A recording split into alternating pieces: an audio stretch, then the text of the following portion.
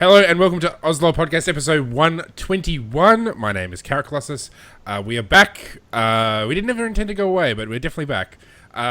This week we're going to be talking about OPL. We're going to be talking about player bans, in the lead up to the OPL final next week.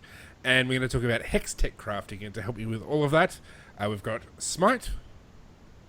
It's the Pixie Finger Wave. Pixie Finger Wave. Except I'm talking, so you know so that it's me. It's there. We've got Billy. Hey guys, what's up? He can't do the finger wave. He can't because he hasn't got I can do the finger wave, but it's not those fingers. Oh, wow. Good thing we're not on Twitch then. We've also got... Not on camera. Despite his technical difficulties, we've got Stephen Garstone joining us once again. Got most of me, at least. I'm not sure how laggy I'm going to be through this. Yeah. Doing this on my phone, because my computer is not playing along. Now that's commitment. It is not being fair. Okay, well, let's get into the happenings of this week. So we'll start off talking about OPL. So we found out just in the last couple of hours that there has been a competitive ruling against King. What we should do, we should talk about OPL results from last week, because it's actually going to matter. We're going to be spoiling it anyway. Let's talk about the semi-final results, which the games were Legacy versus Direwolves. that's Doggies. right. And Sin versus Chiefs. And the winners being, unsurprisingly, Legacy and Chiefs. So we got a Legacy Chiefs final next Tuesday. What do people think of the games? So I didn't see Legacy games. I saw some of the Chiefs games. So I definitely liked the Legacy and Direwolves series more than the Chiefs and Sin series, just because it was a closer match. And Legacy played incredibly well. I'm really, really proud of them. Really happy. I love underdog victories, but honestly, Legacy worked really hard for the victory. It was 3-1, so the Doggies did come back in one of the games. And even the games that Legacy won were looking not completely one-sided, except for that one game where Tallywhacker went absolutely off on Graves, and oh my god, it was ridiculous. The casters couldn't believe it, and he went something like 8-0 on Graves by like 15 minutes in, which is just absolutely unheard of in professional matches. It felt like such a demoralizing blow to Direwolves, so I'm surprised that they managed to get a win after that. But it was also just ridiculous, because when you get fed on Graves, he's that champion that's, really tanky now, the way you build him, and still does a stupid amount of damage. I think he literally teleported into the enemy team as Graves. There were like 4 or 5 of them instantly hit with a Nautilus ult. His team was still, a few seconds away from helping him. He still lived. Like, it was just ridiculous. So, I mean, that game was really entertaining, to say the least. But the series as a whole, it was still pretty good quality, and it is showing that at least the top 4 is getting a little bit closer in OPL. Yeah, definitely. It was interesting to see, because you got a lot of these new items that have come in the last 6 or so months, and Death Stance is one of it, and it shows just how strong that is on these 80 casters, which I feel like Graves sort of fits the bill of now. He was able to take these 1v3 fights and just heal up with all the physical damage that he was doing. But for the overall series was quite good. I mean, I feel like Legacy were never not in the driver's seat. Yes, there were moments when it came quite close, but they were always in control of that sort of that macro game. They knew where things were going. Yeah, there were a few iffy fights, but they were except for that one game that Direwolves won, they were in the driver's seat for the whole time. And in a few of the games, they felt a bit off in the early game. Direwolves definitely jumped on those chances, but other than that, you're right. Their macro game over the entire thing was completely in their control. Just a few slip-ups here and there. I'd like to say I watched the Chiefs Sin game, but no, I went to sleep. It obviously went pretty much how people expected it to go. Yeah. But Sin, honestly, we talked about in the last few podcasts how they really have been stepping up. So it would have been quite a momentous task to actually take down Chiefs as Sin. But obviously they fell flat on a 3-0. But apparently Game 3, which it seems like not a lot of people actually watched because they just expected a 3-0. Yeah. Game 3, I did a bit of Twitter research, and the reactions to that, Sin actually put up a really good fight. I did rewatch the VOD as well, 2 times speed or something. But no, they had a really good early game and started coming out ahead, and it really looked like we could have had another 3-1 at least. But again, the Chiefs' macro play just really outshone Sin, and it's kind of been the theme of OPL actually, is teams are actually starting to get macro play down, and it's something that I know Froskerin is really proud of us as a region, because honestly, like whenever you hear Akash, she's always talking about the macro play because it is such a big thing in League these days, and she's really happy that OPL, because she knows the mechanical talent is actually there, and that's a topic for another discussion, but it's the macro play that Oceania has always needed to work on whenever you see us internationally, and the fact that we actually are doing that now, it's really making me, and I guess Froskerin also, smile. Yeah, most definitely. It sort of has been that one thing that has let us down in the past, that and sort of our mindset going into these international tournaments. I feel like we've sort of gone into it with the mindset that, we're sort of lucky to be here, we're not going to get very far. So that is a lie. That is what maybe some of the more salty fans think whenever you see our performances in international matches. But the attitude of the Chiefs, who are pretty much always our international team, has always been, we're here to represent Oceania, we're here to put us on the map, we know we can do it, and we've shown that we have potential in all the other international matches. It's definitely not a morale or an attitude thing when the Chiefs, when OCE goes international. It might look like that if you look on social media, with people being their typical OCE always loses to Brazil and Turkey, and we're just awful whenever we go international. It's such an awful region, but worse than Platinum NA. It's something that always sets me off when people talk like that. I mean, there's one thing, obviously, we need to keep the OPL going if we actually want to be better, and play more international if we want to get better. But also, we're not that bad. We're actually fairly close. Unless you count Brazil, because they're ridiculous. But yeah, anyway, back to your point that I just sort of destroyed. And it's also, I suppose, a testament to the resources that we have in OPL. Until we do have more teams moving into gaming houses, because we had Legacy and Hellions that were in gaming houses this year, eh? And until we get those resources into every team, we're not actually going to have a region that looks as good as everyone else. We are going to be a bit hamstrung, I feel, until we get into those situations. Because, I mean, with the exception of Hellions, Legacy did look really good this year with their gaming house. They looked almost indestructible until Swiffer came back. But Hellions, I don't know whether it's internal strife that's going on. They sort of fell flat, I feel. And it's going to be interesting going into next split to see how they deal with that, and whether they can actually bring out the true potential that I think everyone saw in them when they came into this, because they were pegged to be one of the top 3 teams coming into this. Yeah, actually, when we started talking, I was trying to find if I wrote down the predictions that we made right at the start of the season in terms of who was going to be, where and where which teams people thought would come forth. Yeah, and Trident would have been one of the main ones, because they came out of it as Legacy Genesis, I think it was. They came into it, and a lot of hype, and they just really haven't performed to the level that people were expecting. And saying that, though, I feel like if they had their mid laner that they brought in partway through the season instead of BMA, they would have ended up in a higher spot, potentially even that 4th place.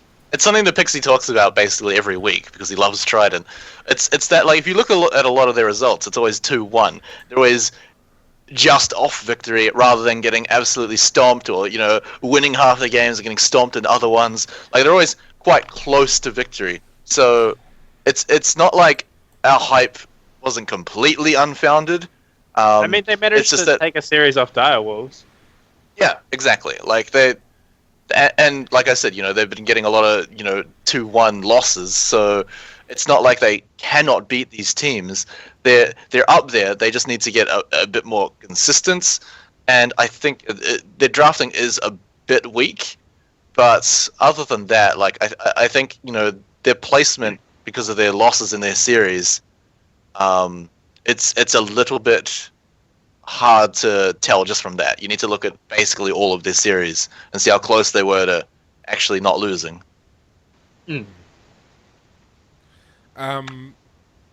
So let's we'll talk about relegations in a second.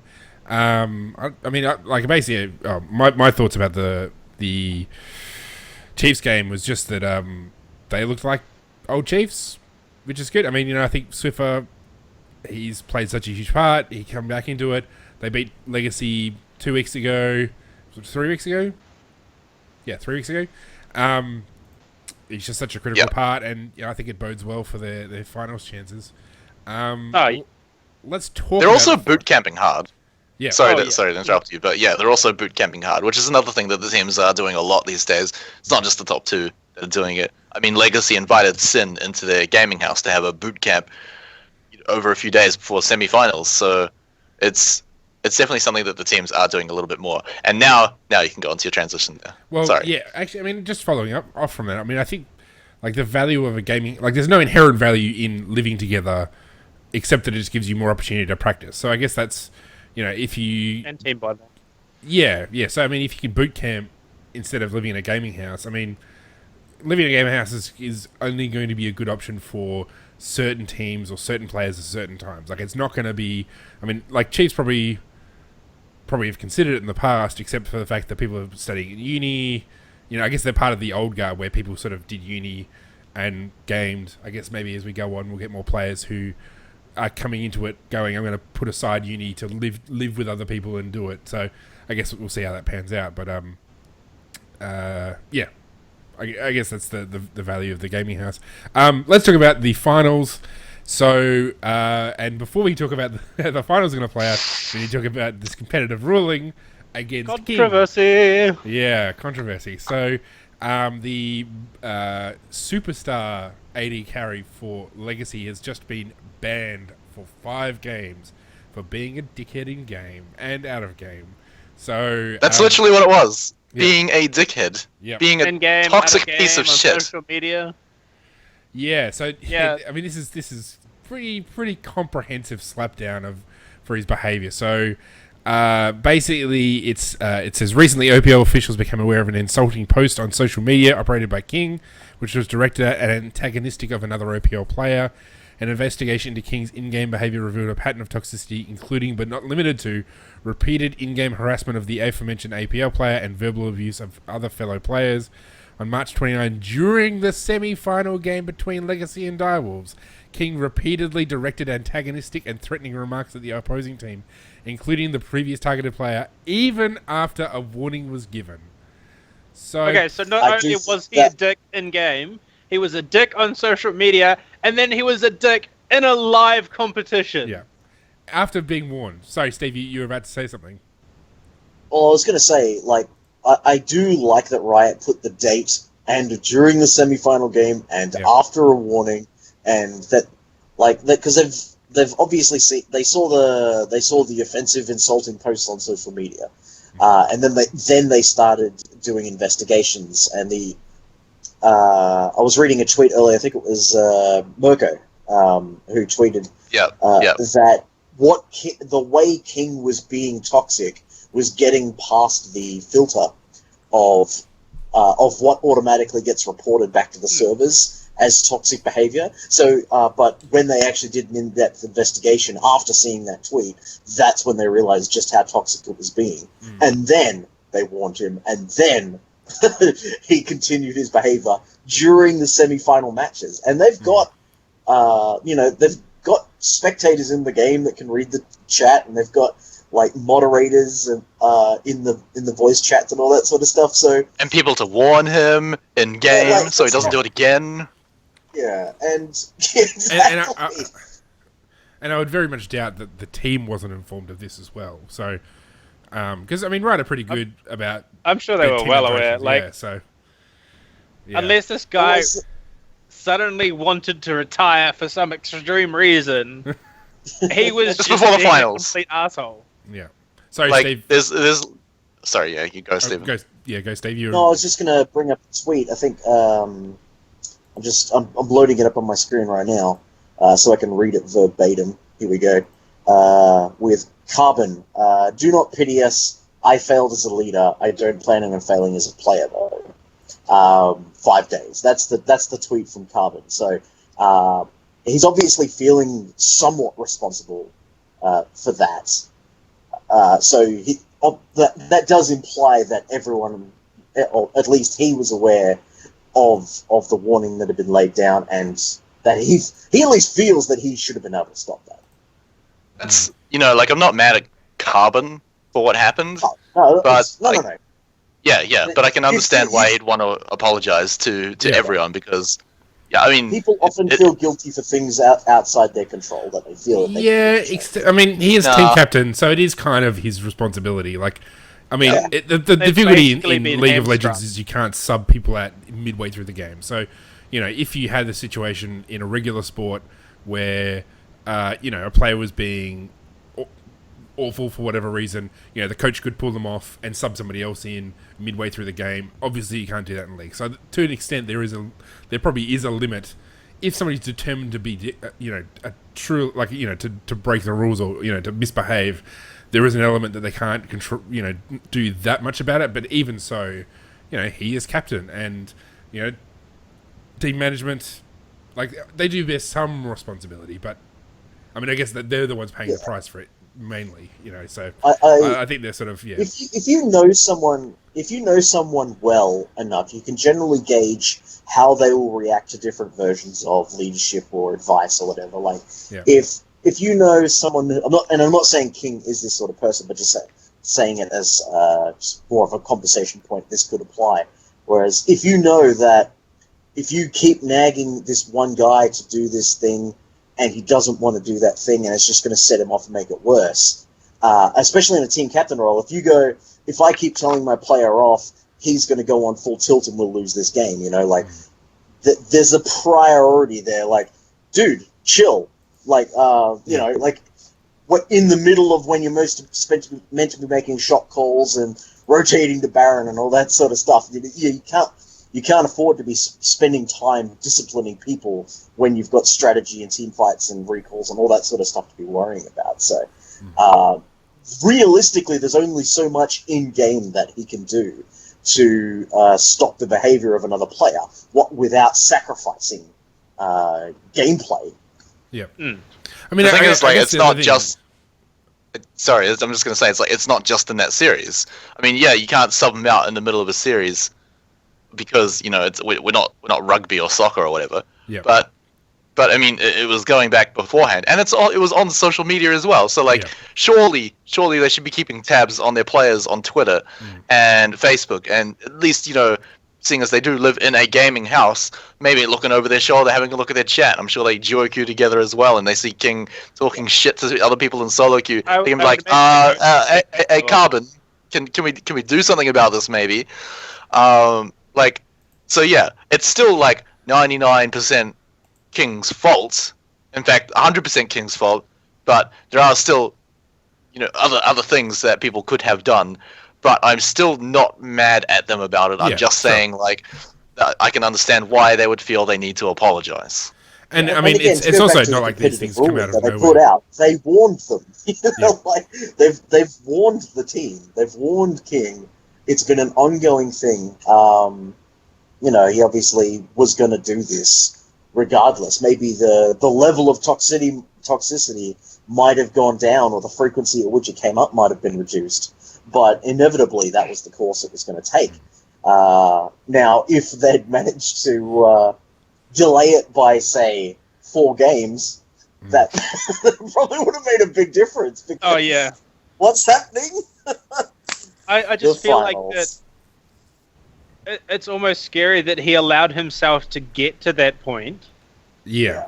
Surely he should have had a voice in his head saying, you know what, this is a fucking stupid idea. Yeah. I should not be cussing someone out in the middle of a live semi-final. He's an aggressive carry. That thought never goes through. I shouldn't be doing this overly aggressive thing. Not King. But even still, there are rules. You're not allowed to talk at all, in-game or, outside of your headphones in a live setting. And I know our team has sort of had problems with that, the talking in game during scrims and stuff, and it's something we've dealt with. You would assume that someone like Legacy would have, almost even stricter repercussions put in place for that sort of thing, because they are at this stage, they're probably the best team in OCE right now. Yeah, and it's unlikely that this is a new thing. Like, I suspect, I mean, Challenger, it seems to me that Challenger is a pretty tight-knit group. Like, it's a pretty small circle, and that everybody kind of knows how everybody else behaves and is, and they play, I mean, you know, like, they've got such long queues precisely because there's so few of them playing at that level. So it's incredibly, especially, I mean, yeah, maybe management, they're not playing with it, but certainly Carbon. It's not a very friendly place, honestly. Well, it probably isn't, but it's probably well known. You know, if he's got a temper or if he's got, you know, he's abusive, people are going to know about it. So it's not something like management should have been on top of this months ago. It shouldn't have ever got to this point if they had, you know, if he's like this, been like this for a while, because it says it's. You know, when it talked about the rules that he's broken, it says harassment is forbidden. Harassment is defined as systemic, hostile, and repeated acts taking place over a considerable period of time, or a singular egregious instance. So this is, you know, like there's a pattern of toxicity.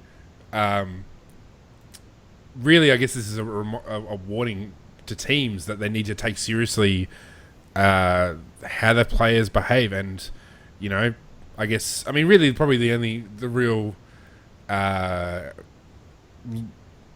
punishment they can really wield is probably docking pay, you know, that sort of thing. Well, because remember about a month ago, Riot released their official, you know, I suppose it was list of punishments for infringements, and I mean the standard one is usually a fine, or like the low key ban, but realistically, you probably couldn't fine an OPL team because that'd be a bit ridiculous. Making a hell of a lot of money, like. The term I heard was less than a bagging boy per week. Yeah. So realistically, I mean, we had, I think it was the Brazilian player who got fined $2,000 for flipping off the camera, even though he was off screen. That was high, wasn't it? No, High was on screen talking when that happened. Yeah, but this was a separate incident in Brazil that all the players were sitting in a room, and you just see this hand come in from the side of screen, flip off the camera. And they figured out who it was and fined him $2,000. And realistically, you couldn't do that to an OPL team. So, fun fact. Sorry, go. Oh, I was just going to say, fun fact that this is actually the second OPL finals in a row where Legacy have had a player banned for the finals due to being a toxic piece of shit. And last time it was Flying Jew, who's now Regret 9. Yeah. And obviously we know how the finals went for them. The number of regrets he's up to at this point? Yeah. Probably. Yeah, and we know how the finals. We know how the finals went for Legacy last time when they didn't have one of their main roster on. So can't imagine how it's going to go again this time. I mean, it's just ridiculous. I mean, you'd think they would have learned. I mean, it ties into again the team management jumping on the king being a dickhead thing before getting him banned out of the finals. Yeah, it's not like this has not happened before, and it's actually ridiculous. And once again, we're on the front page of the LOL subreddit. Thanks for representing Oceania for what we really are, guys. Yeah. Well, let's talk about the finals. Everything that we're internationally recognized for is bad. Yeah. Like we had Rich Gang, and then there was Mark Richardson, and then this. Just one thing before we jump beyond anything anybody had previously seen. Like, that was a whole level of insane. Anyway, Rich Gang. Oh. Before we jump off this topic on the competitive ruling, I just want to say, like, this is worse than the guys that get banned for boosting, which also another Legacy off-split team got banned for Claire. So again, Legacy management seriously sorted out.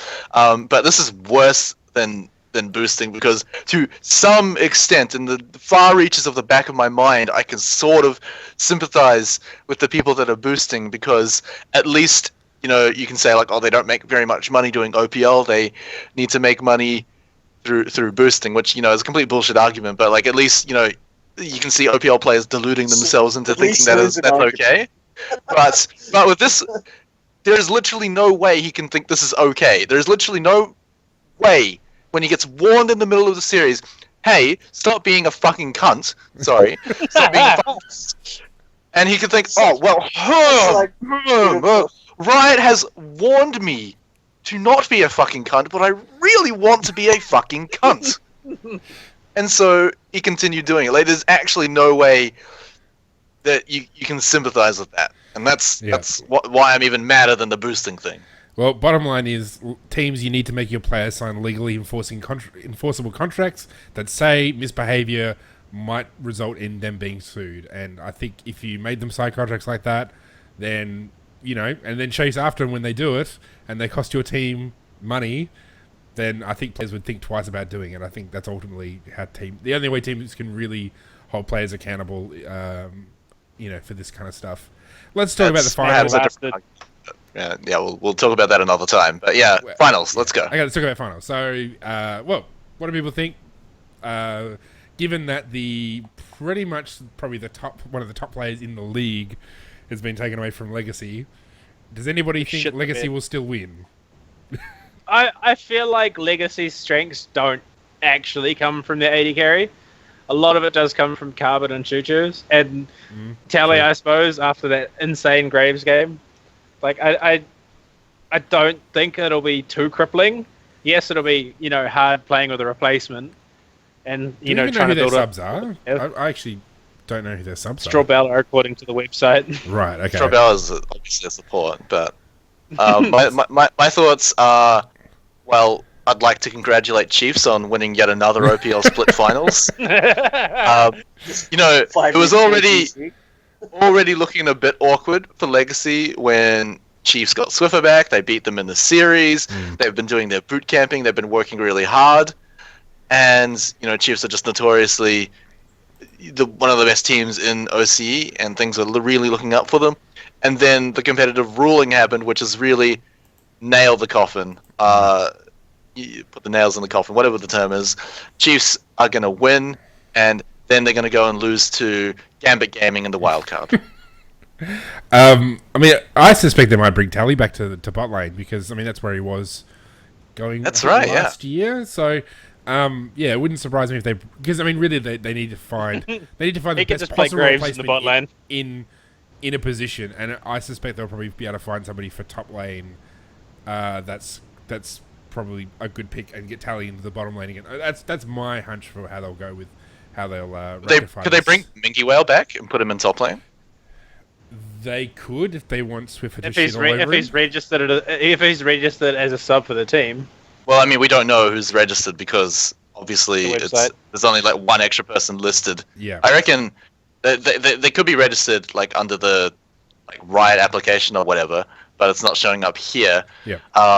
And in any case, anyway, what if they're just we can't play because we don't have a sub? That'd be ridiculous. So Riot's obviously going to let them bring in Minky Whale. It's completely understandable. Yep. It brings back, a big fan favorite as well for the finals. So it builds up hype.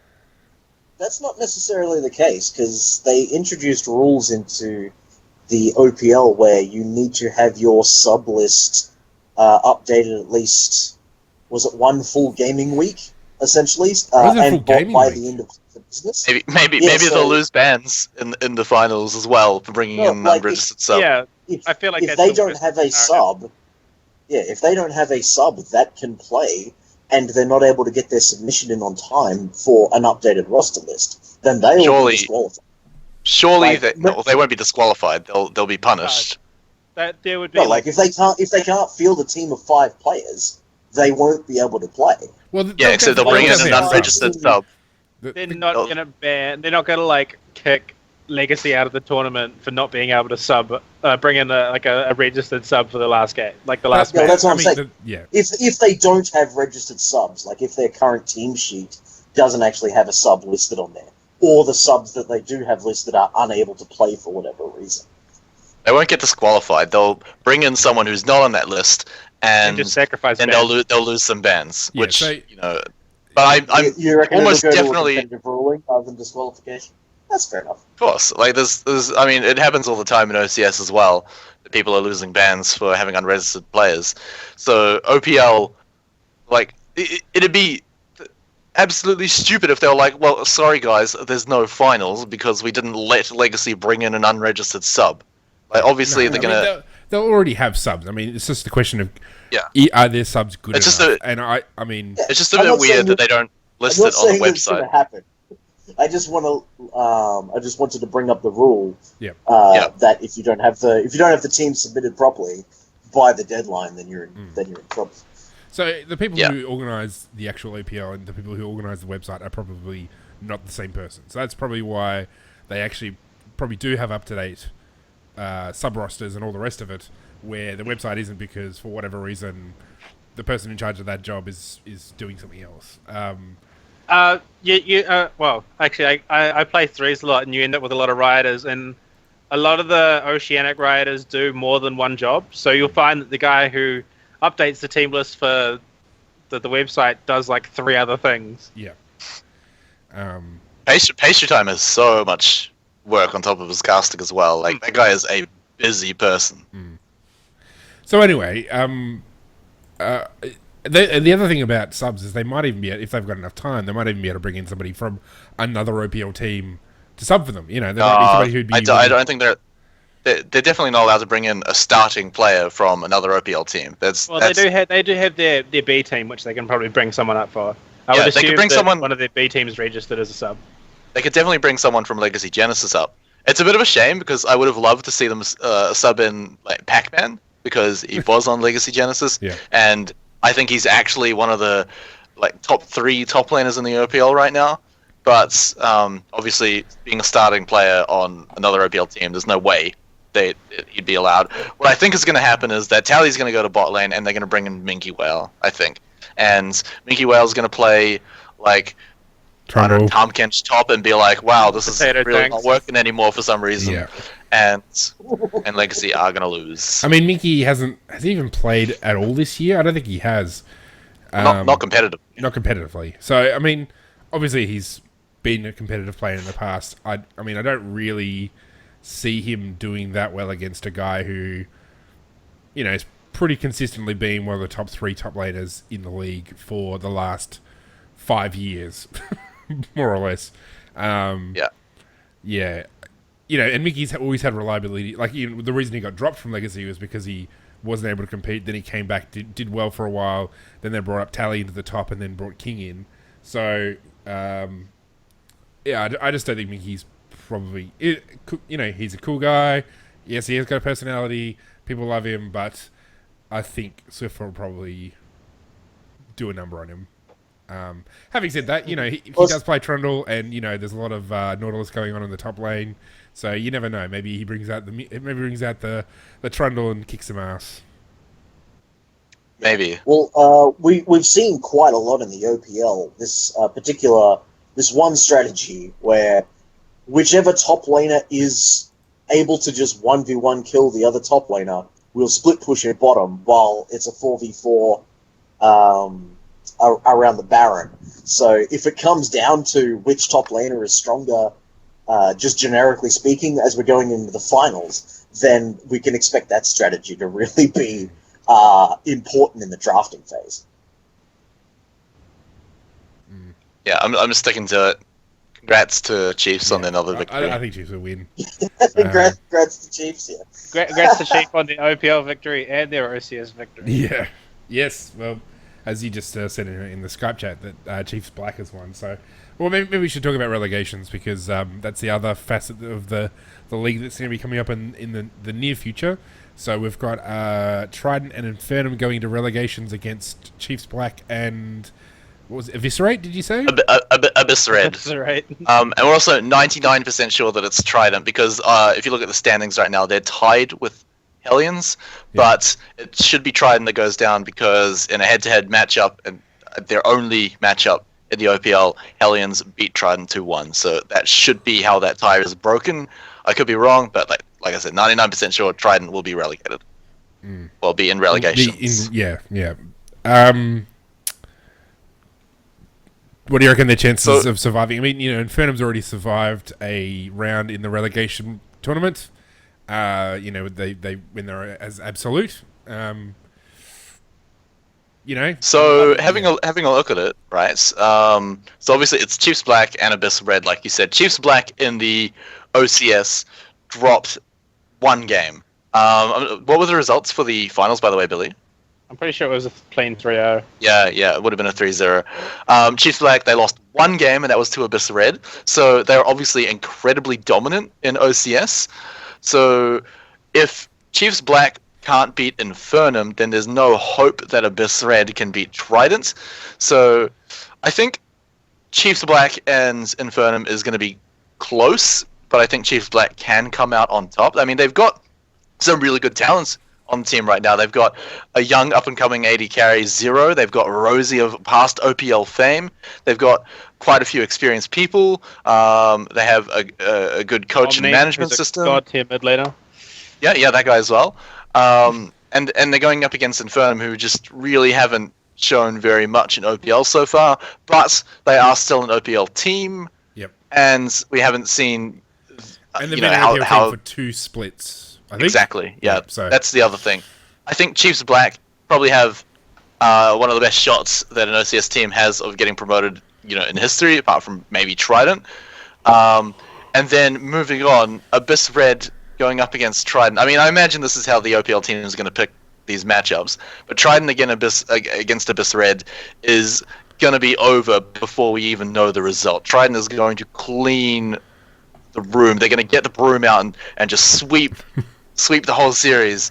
I really struggled for a metaphor there, but yeah, Trident are going to clean victory. Yes. Trident clean their clock. It'll be a squeaky clean victory for Trident.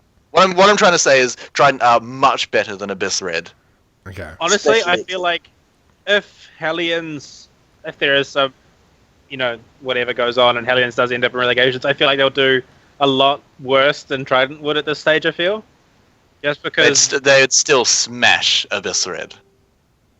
I reckon it would be a lot closer than it would appear on paper at this stage, because Hellions just have not performed at all. Another thing to remember is that OCS, unlike the OPL, plays best of 1 round robins, so OPL has a much larger amount of experience in the best of series. Obviously, teams that are playing in the finals just went through a best of 5, so they've got some experience, but OPL, after the split, much more used to that format, so that's just another thing to keep in mind. But my predictions are going to stay the same. Chiefs Black can beat Infernum, but I think Infernum will put up a fight.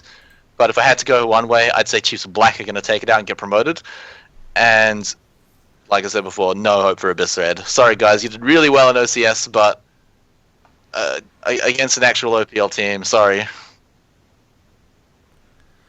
All right. Any final thoughts about the state of the OPL?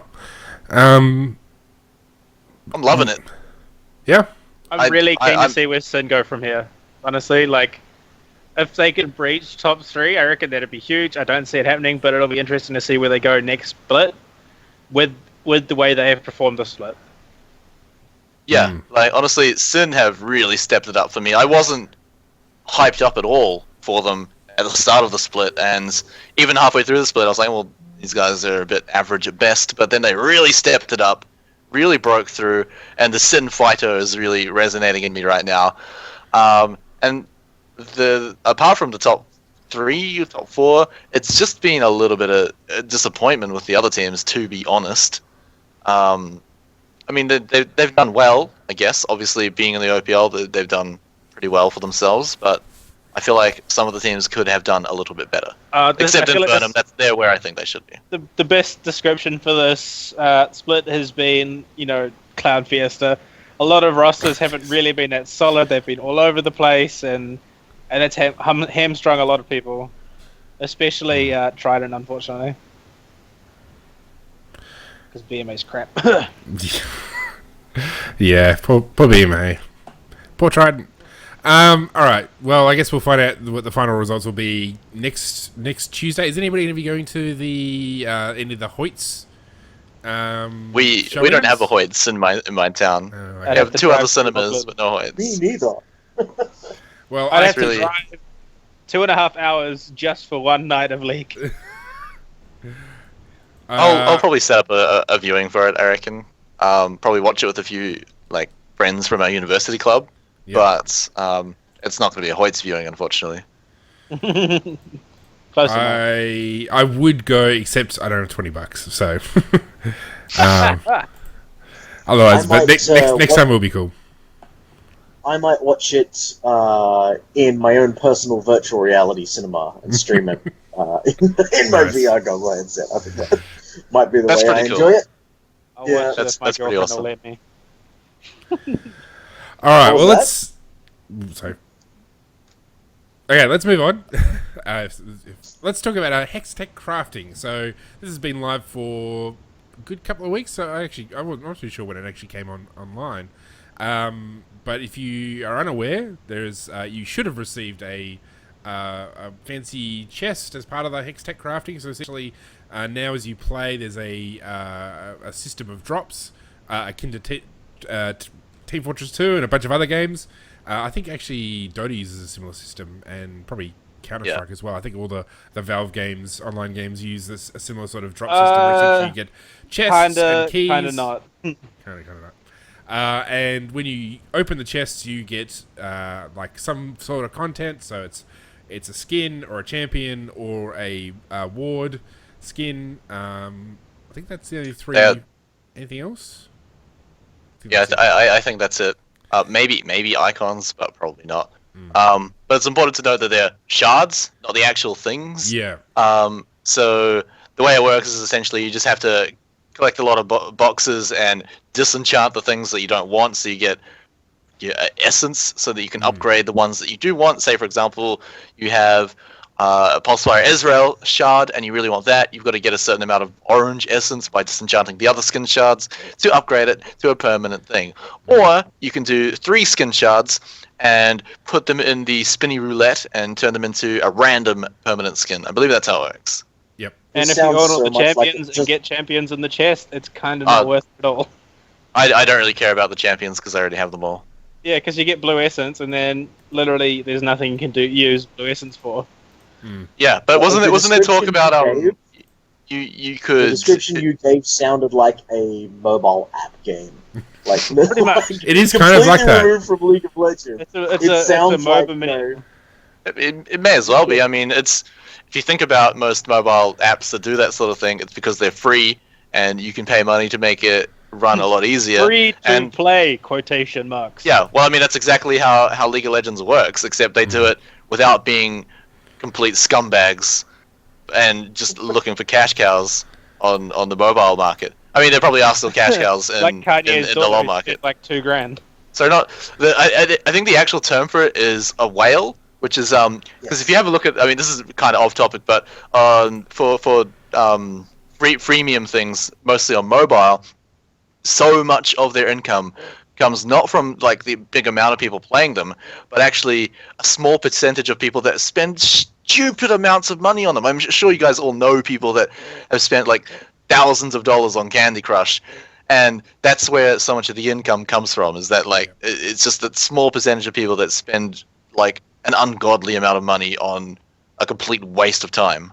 Yeah, like especially games with leaderboards, because like if you're playing like Marvel Future Fight or Candy Crush or I don't know about Candy Crush because I don't play, but if you've got like the highest score this week or something like that, you can just see these people with like completely impossible to reach scores. And you're like, how the hell would they possibly do that? And then you're like, well, you get an extra 10 goes if you spend $1.95, or if you cash in this token that you can only get from purchasing the $5 gift pack. That also does a whole bunch of other things.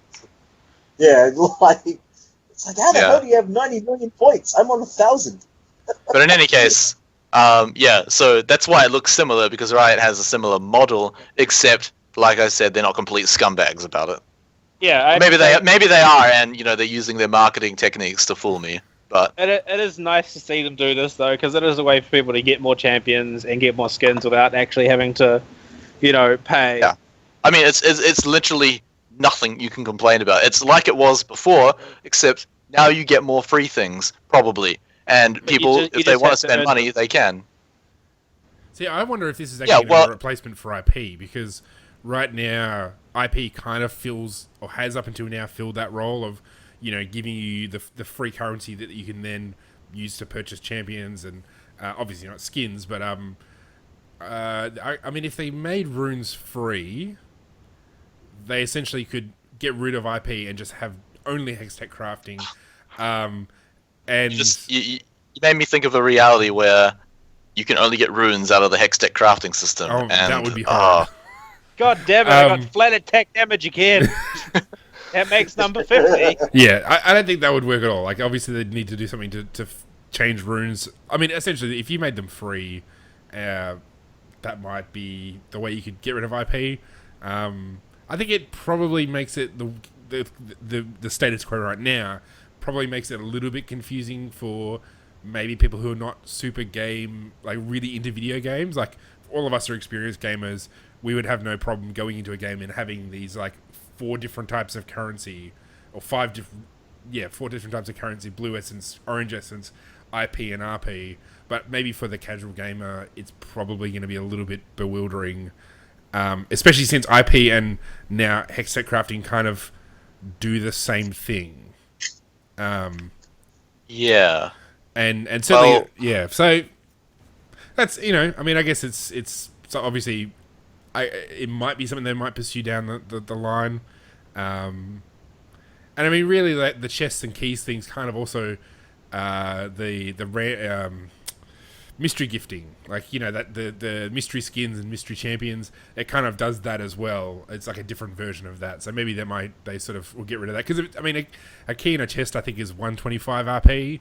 So it's a bit cheaper. They shouldn't get rid of mystery gifting, because obviously you buy a chest and it's like, well, you have to buy 3 chests to get the skin roulette with the 3 skin shards, and I'm not even sure if every chest is going to drop a skin shard, because I haven't got enough keys to open my new chest, so I don't know how they work, but like in the drop chances, but. They should definitely keep mystery gifting. Like, I think mystery gifting is a really cool thing, and it's really instant. You can just be like, I've got 490 RP left over, mystery gift. Sure. Or it's like, oh, it's someone's birthday. I don't know what they like, mystery gift. Yeah. Like, sure. it's skin because you hate them. Yeah, you could do that, but it's cheaper for a mystery gift, and no one can be unhappy at a mystery gift. Yeah, I mean, like, I'm not saying they have to, but it might be something they might choose to do just because they can. I mean, certainly when you look at something like a Counter-Strike and you see how much people are willing to pay for the crazy skins that you get, like thousands of dollars for certain skins and certain weapons, obviously it's this kind of approach to randomized content. It's something that people kind of go for and is interested in. I think currently the most expensive skin on Counter-Strike is about $13,000 US. Yeah. It would be cool, but I don't think that would really work out for League. I mean, It sort of works in Dota, because it's like you can just have a bunch of different ways that your LOL's updated, Steven. Bunch of different ways for different guns to look, I guess, and knives. But in LOL, what would happen is if you had a skin that was super rare and could be traded between players for real money, you'd have people saying like, "Why? I just want to have access to the skin, and I'm happy to pay Riot my $20 just because it's an awesome skin. I'm happy to pay you directly $20 instead of having to farm forever or buy on the completely inflated stock market for the LOL skins. I just want to give Riot your money," and then Riot would do that. Well, I had a friend who paid, I think it was 250 NZ. Oh no, it was Australian dollars for an account with Riot singed on it. Yeah, well, I mean, people are still pissed off that you can't get those skins anymore, and it was the whole limited edition skins thing as well, which I had pretty strong opinions on, and we'll get into that another day. But like, when people were like, "Oh, I just want Kitty Cat Katarina. I have every other cat skin, and I just really want it, and I want to ruin, the one of the best parts about having that skin because it was limited, and a big reason why a lot of people bought it. I just want it."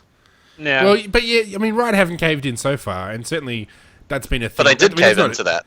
Well, but no, I mean, there's still a lot of stuff that they haven't. So if you look at like the Riot I like that skins, they open the vault every now and then. That's good. Yeah. So, but even there's even stuff that isn't in the vault. Like there's stuff that they've said they've never going to release, and they probably never will. Like a Black Alistair. They said they were never going to release. They said they were never going to release the limited edition skins either again, and they did that. I'm not saying that means that they're going to re-release UFO Corky and Black Alistair and all the pack skins or anything. Yeah. But just because they've said that they won't doesn't mean that they won't. And I don't know, like people always laugh at people that care about these things. Like, you just want to be a special snowflake with your skin that no one else can get. Why shouldn't I have access to it? It's a different thing, because like I I value things that other people can't have. Does it make me a jerk? I don't know, maybe, but I mean, one of my most prized skins right now is the UFO Corki because you had to be playing over 6 years ago to have that skin, and I feel like that, you know, I can show that off to people. I can be like, look at how long I've been playing, and the other thing is like some of the icons. Like I use my Season 2 silver trophy icon because it shows that I played back in Season 2. I would use my Season 1 one, but I didn't get one because I was awful back then. Didn't even get to bronze because back then you could be below bronze, and that was me. Okay. I mean, yeah, I think I mean really like all of those specific things of like ancient skins not being available anymore and people really wanting them, that would be solved by a secondary market. So doing what they do with Counter-Strike, where you can sell skins that you get that you don't want, would work. The problem is then you make it valuable to steal accounts and you know, getting access to people's accounts and then getting rid of transferring all their skins and whatnot. Like that would be. And then you get. That'd become a problem, like, and then you have retards who are like, I have Riot Tristana, please buy it from me, please. Yeah. Well, but I mean, you think about it, like there's going to be a lot of people out there, like people who have an account, they don't play anymore, but they've got all these super valuable skins that could go to somebody that actually wants them. So there would be maybe thousands of people who got Black Alistair because they bought in, they don't play Lee anymore. But the possibility of making $1,000 selling Alistair Black onto the market. That selling Black Alistair, that sounds like slavery. I mean, maybe this argument shouldn't apply because like some really cool skins can come from it. But I feel like I don't like if I see someone with Black Alistair, I like that I can say like, hey, that guy's been playing since beta. Like that's really cool. I don't want to see Black Alistair and think like, that guy's either been playing since beta or he just has a lot of money. And like this thing happens in World of Warcraft as well to a different extent. Like you can earn. I swear I've talked about this in another podcast, but you can earn mounts by doing big achievements and killing the hardest raid bosses or whatever. And it used to be that you'd see people on those mounts and you think, oh wow, cool, they're really skilled, they're really good at the game. Whereas nowadays, people pay gold to be carried by other raid groups and other guilds to earn them that achievement. And there's nothing that Blizzard have said that like they're not against it at all. And there are arguments that people make to say that it's okay. But now instead of seeing those people and thinking like, oh wow, they're really skilled, it's oh wow, they're really skilled or they had a lot of gold. Like I don't like that happening. It's maybe a bit different and maybe shouldn't apply because they're skins, and maybe I should see like icons and see like, oh, that guy's been playing since beta. He has that icon. Sure, yeah. So I mean, that instead of what like one aspect, but I mean the in the end, people want those skins because it makes them feel good. Maybe there are some people out there who wants those skins because people will go wow and say things to them. But really, I mean, if I was a diehard Alistair player and I wanted Black Alistair and I got Black Alistair, it would be because I want to have that skin because very few people have it, even if I didn't get it in beta. So I mean, and then those you go things would still like those rare skins would still be valuable, even if you could trade them, because there's still only X amount of those skins out in the economy, and there'll never be any more. So I mean, like it's really. But then it just feels like if somebody buys a Black Lotus from Magic the Gathering. That's still people will still go, well, that's an incredible thing to see in the wild because it's so rare. even if you bought it and you didn't find it, even like if a Phoebus. Yeah, like it's like any trading. It just becomes like any other trading thing, which is if somebody presents to you like on a first printing run Superman from 1932 or whatever, and it's in mint condition, it doesn't. Even if they paid $25 million for it, you'd still go, oh my gosh, that's an amazing thing to see. But it's a little bit different because you can't limit those things in real life because that's just how that works. You can limit them on a game, and I feel like that's maybe. I mean, this is probably a controversial opinion, but I feel like that's how it should stay. Because you might be saying like, I'm a diehard Alistair fan, and I really want Black Alistair. It's like maybe I really want Black Alistair because it makes me feel really awesome because only the people that played in beta have it, and I can tell that, and people can tell that about me, and it's like I don't know how to explain it without making myself sound like a selfish piece of shit. No, but I understand where you're coming from. I just it's like I want things that other people do not have. Realization. I'm a piece of shit. Oh, I mean, like maybe I am, but like there are tons of people that like having it that way, that like having things that other people don't. Yeah, and like limited edition. and like I mean, yes, to like there would still be the same amount of skins in the market, whether they're just changing hands or not.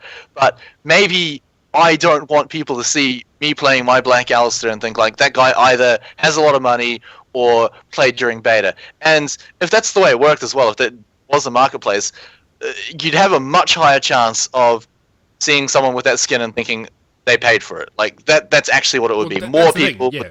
Right now, you'll never see Black Alistair because it's on a bunch of accounts that only a very small fraction of people who played beta actually continue to play the game now. That's even better. So I see someone. It means you never see it.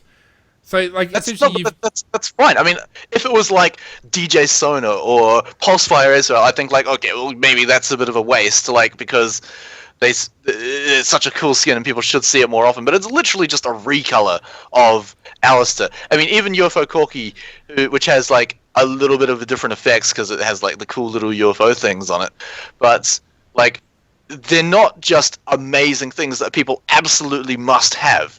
It's people that are like, I want every Corki skin. I want every Alistair skin, which is like just deal with it and have all the ones that are available right now. Raised on Pokemon, they're trained to want to catch them all. Yeah. And I guess the other thing is Pokemon. is if they had a secondary market, you could bring back limited edition skins because there's always the possibility that people down the track could get a hold of them. Because I mean, that's essentially why Riot don't do limited skins anymore, because they want to make sure that if they've created content, people can get access to it.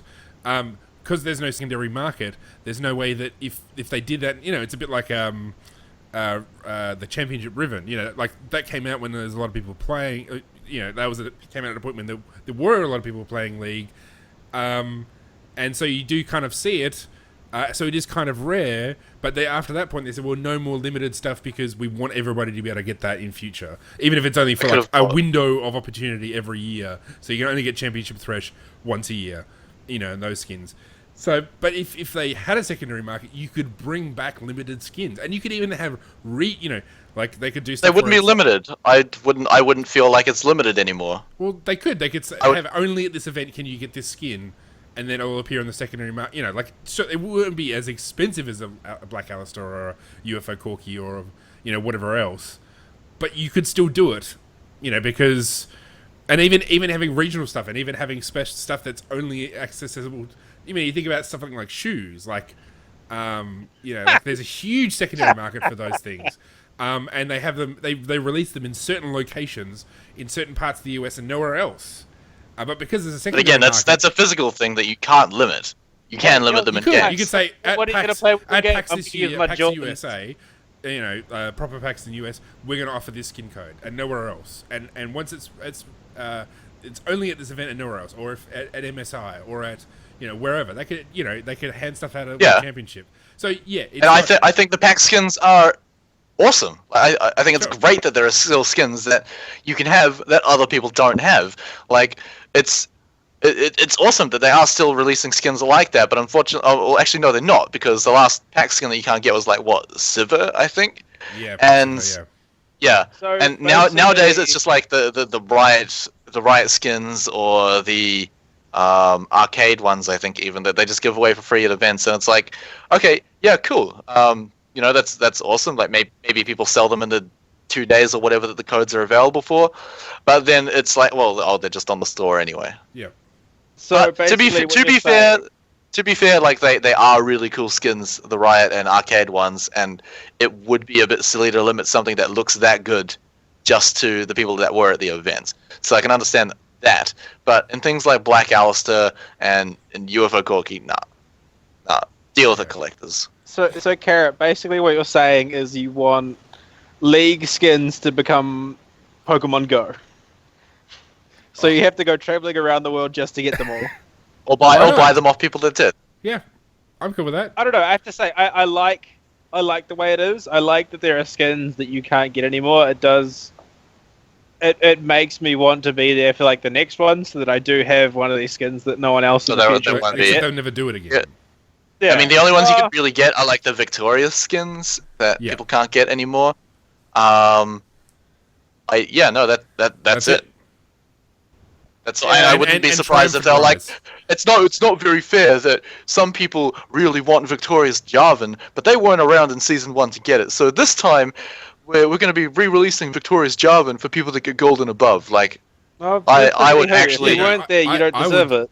I would think that is a problem, but I think being able to sell it means that people actually have a chance of ever seeing it again.